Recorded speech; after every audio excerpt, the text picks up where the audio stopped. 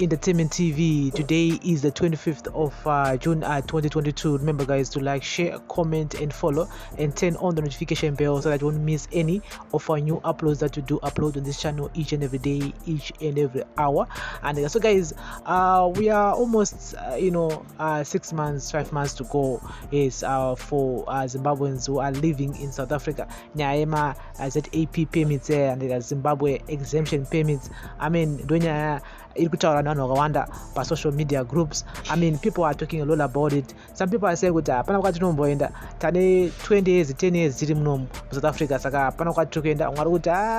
next year which is 2023. So which means that to those who haven't applied yet for those permits, mainstream permits, money 5 months or so to go, and 1st of January 2023, yes, hundreds of thousands, millions of people will be illegally working and living in South Africa. And so 3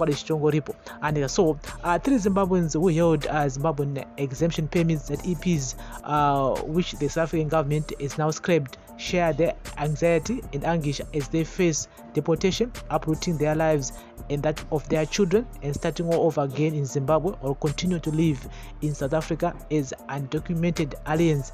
Shepherd Muroiwa is one of about 178,000 Zimbabweans affected by the cabinet decision not to renew the ZAPs, which expired in December 2021.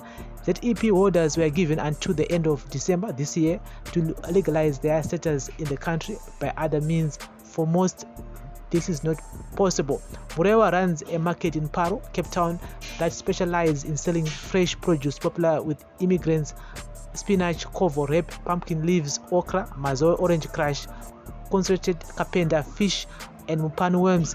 There are no other people here selling what I specialize in. Moving to Zimbabwe would mean the death of my family's livelihood, says Muroiwa. It is like walking into darkness. We don't know how we will survive. Muroiwa established his business in 2009. We are only filling the gap and the South African economy. We can't be accused of taking business from the citizens. There is empty space, a store right next to me. Why are they South Africans not taking it up? If a South African takes over my business, to whom he is going to sell? As immigrants, we have common foods we eat and we sell to each other, he said. A single mother and a preschool principal who has been living in South Africa for 13 years and asked not to be identified, said she had hoped to get a waiver. A waiver allows the Department of Home Affairs to disregard certain requirements for permission to stay, such as when an employer who can prove they advertised for a job but no South Africans are qualified. She applied for a waiver from the Home Affairs in December last year but got no response. She followed up in February but was told that she could not start a new permit application before getting a response for her first application. She is anxious. She showed ground up copies of rejected waivers other Zimbabweans had received. Relocating, she said, would be starting from zero. If we sell our belongings, it's not going to be purchased for actual value, she said. My 12-year-old child speaks English and Afrikaans only. How is she going to be integrated in Zimbabwe government schools? Children who have already moved to Zimbabwe are stressed. The adjustment is going to be huge. And the ZEP holder, who asked not to be named, teaches grade 5 maths only. A grade 8 to 12 maths teacher qualifies for critical skills. I will lose my job. Mentally, it's eating me up. Trying to think how I'm going to survive, he said. He used to teach in a rural school in Zimbabwe but fled political violence in 2008. I had run away from home, I sleep in the mountains, and eventually I came to South Africa. I had to sleep in a queue, braving cold, rainy weather for days before I got asylum, which I renewed every 6 months before the government implemented DZP, now the ZEP. So since then I was on that permit. I got a teaching job in 2016. Before that, I worked for a property management company. I then started a Bachelor of Arts in Environmental Management with UNISA and completed it last year, he said.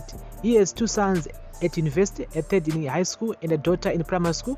He says he has loans, furniture accounts and a mortgage to pay, but without legal status, his bank account to be closed.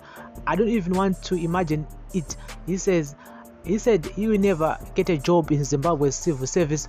I would rather live here undocumented, and I will only go when they deported me. This means I'm turning myself into a life of a criminal, run away from law enforcement and home affairs officials, which is something that should not be happening to a professional person like me. Surely the situation leaves me with no choice but to live under the radar, he said. We are in this position because of this brotherhood in Africa, where presidents are shielding one another instead of rebuking when they go astray. If South Africa had done the right thing from the beginning, we might not have been here or stayed this far, he said, presumably referring to former President Thabo Mbeki's policy of quiet diplomacy towards Zimbabwe in the 2000s, which many believe gave ZANU-PF's Zimbabwe's ruling party a free hand to loot the country. Activist Anthony Muteti said the situation has not improved in Zimbabwe. The South African government has not done enough to make the ruling party ZANU-PF accountable. They declared the 2018 election in Zimbabwe free and fair when people were intimidated and murdered. A lot of Zimbabweans will come back undocumented. The intensification of security at the border is not going to work. It is a dream. It is a fantasy. I came from a province close to South Africa where people used to walk to South Africa. So for many years, our forefathers have established families. It will go on forever. Julius Shamu, a Zimbabwean community leader, says, as for the claims of Zimbabweans taking jobs from South Africans, I do not agree. How would people working for themselves take jobs from South Africans? How can you tell a person who has been living in the country for more than 10 years to go back to his country without proper planning?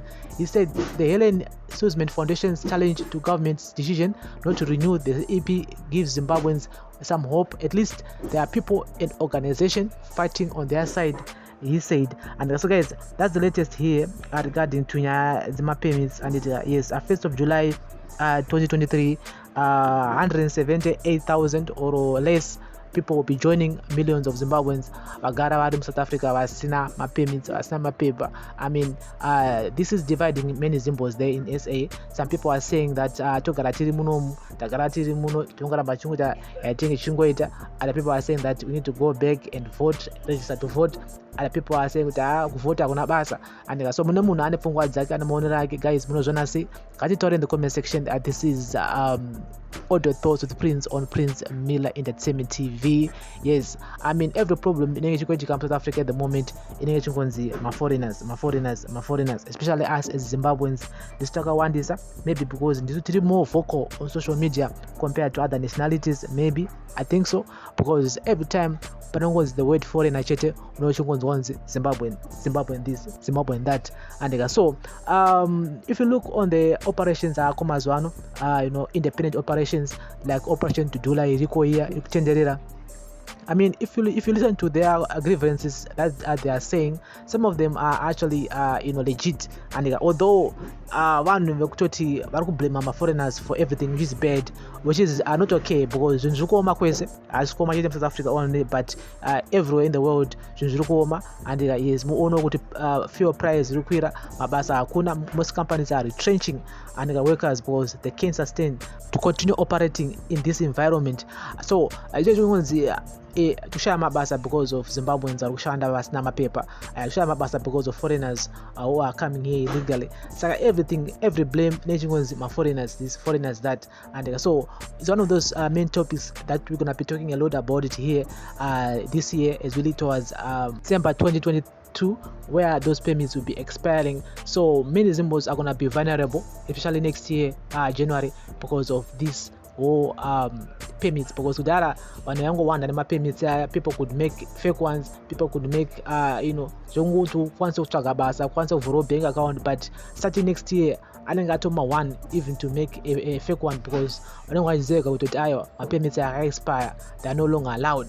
Saka many people are going to be vulnerable, especially our brothers and sisters who are in South Africa. So what advice would you give to them?